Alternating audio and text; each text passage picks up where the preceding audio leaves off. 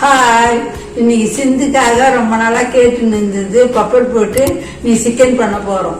அதுக்கு தேவையான பொருள் எல்லாம் என்னென்ன இருக்குதுன்னு பார்க்கலாமா? சின்ன வெங்காயம், இது தக்காளி 3 எடுத்தா போதும், இஞ்சி பூண்டு பேஸ்ட், பெப்பரு, கொத்தமல்லி இலை, கறிவேப்பிலை, தாளிக்கிறதுக்கு இது சோம்பு 1 ஸ்பூனு, ஏலக்காய் 2, லவங்கம் 3, பட்டை லவங்கம், இலை, தேவையான அளவுக்கு மிளகா.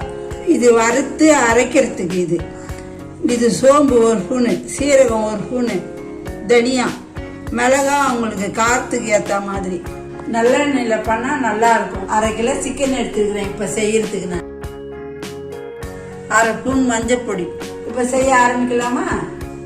இதை 4ஐயும் ஒன்றா சேர்த்து வறுத்து எடுத்துக்கலாம்.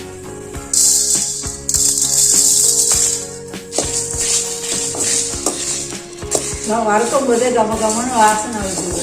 1 முறைவா வறுத்துட்டேன். இப்போ மிக்சியில் போட்டு அரைச்சிக்கலாங்க. நம்ம தேவையான அளவுக்கு எண்ணெய் ஊற்றிக்கலாம். இப்போ நம்ம வச்சுக்கிற பட்டை, லவங்கம், ஏலக்காய், மிளகாய் சேர்த்துக்கலாமா? சின்ன வெங்காயம் போடுறோம் பாருங்க.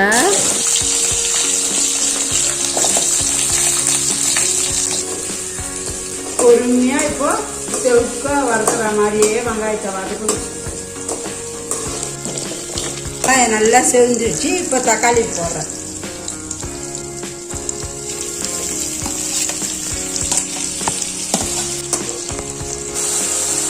இஞ்சி பூண்டு பேஸ்ட் இப்போ சேர்த்துக்கலாம். சிக்கனை சேர்த்துக்கலாம்.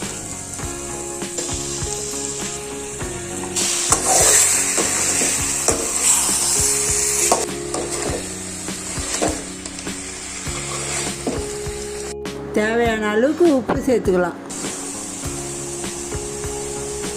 ஸ்லோவாக வச்சு கலரிக்கலாம். தண்ணி ஊற்ற வேணாம், ஏன்னா கறியிலேருந்து தண்ணி இறங்கும். அதனால் ஸ்லோவாக வச்சுட்டு அப்படியே கலரி மாறலாம். கறிவேப்பிலை போடுறேன், பெப்பர் போடுறேன்,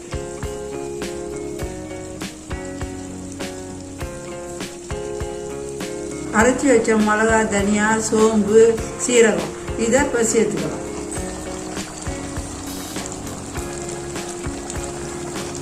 வாசனையே நல்லா கமன்னு வருது. வித்தியாசமையாக கமன்னு சப்பாத்திக்கும் சாப்பிடலாம், சாப்பாட்டுக்கும் சாப்பிடலாம், இல்லை சாப்பாட்டில் கலரியும் சாப்பிடலாம். நல்லா இருக்கும். எல்லாத்துக்குமே நல்லா இருக்கும். கோல்டாக இருந்தால் கூட உடம்புக்கு நல்லா இருக்கும்.